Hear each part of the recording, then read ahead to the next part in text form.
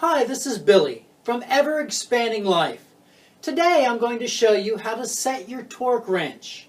Don't forget to drop a like, share, and subscribe if you find this video helpful. First, the basic mechanics of the torque wrench. You'll need to unlock it so you can set it, and then relock it. To do this, you'll find a mechanism on the bottom labeled Lock and Unlock. So we're going to take and we're going to turn the knob completely to unlock, and then we can turn the bottom until we adjust it to the appropriate foot-pounds. We'll talk about that in a moment. Then once you get it to the appropriate setting, you'll turn it back to lock, and then your torque wrench is ready to use. Your torque wrench will be labeled in some combination of foot-pounds and inch-pounds. So the important calculation to keep in mind is that 1 foot-pound equals 12 inch-pounds. As an example, 40 foot-pounds would be 480 inch-pounds. 60 foot-pounds would equal 720 inch-pounds. Simply put, if you need to convert foot-pounds to inch-pounds, multiply by 12, and if you need to convert inch-pounds to foot-pounds, divide by 12. The torque wrench that we'll be looking at is labeled in a combination of inch-pounds and foot-pounds. As an easy reference, I have written the equivalent foot-pounds next to each inch-pound amount. You will find that the numbers 0 through 8 repeat a couple times on the handle of your torque wrench. In order to set your torque wrench to any of the amounts listed, you need to turn the bottom, and you'll see that the handle will climb. And your goal is to have the top ridge and a 0 intersect with the bottom line of the amount that you're trying to set it at. So, if I'm trying to set the torque wrench to, let's say, 240, then I'm going to turn the handle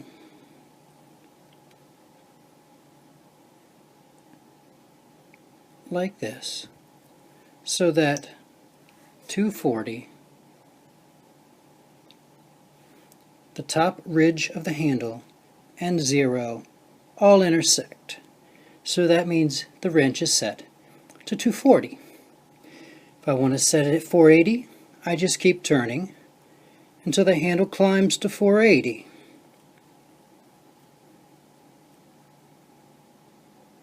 And the 0 and the ridge intersect with the bottom line of 480. Of course, don't forget, once you have it set, to make sure that you turn the bottom to lock it before you use it. Now, what if you need to set your torque wrench to an amount not listed? What if instead of 480, we were specified to set our torque to 468? Well, 468 is just 12 inch-pounds less than 480. Now our handle is marked in foot-pounds, even though this section is marked in inch-pounds. So we're now working in a combination of inch-pounds and foot-pounds. So we can start by setting our torque wrench to 480, and now we have to back it off 12 inches. Now 12 inches is simply 1 foot-pound. So we take and we turn our handle down 1 notch.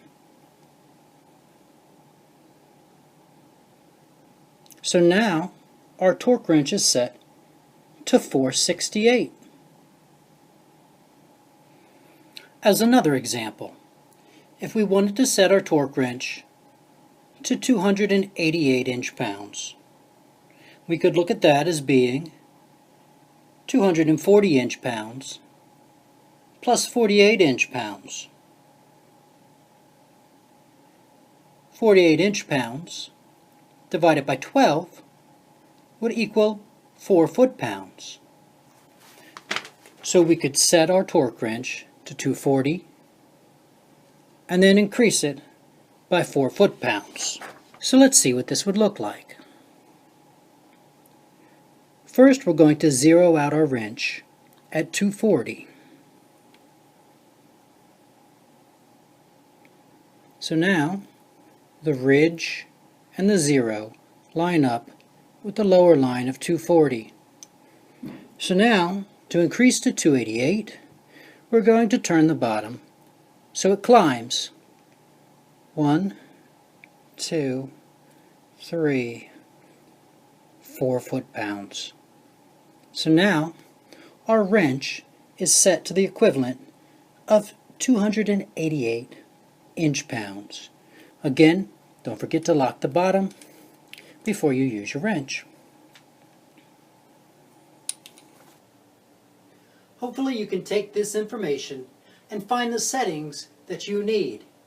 Don't forget that when you're tightening your bolt, your wrench will make a click sound when you have reached the appropriate torque.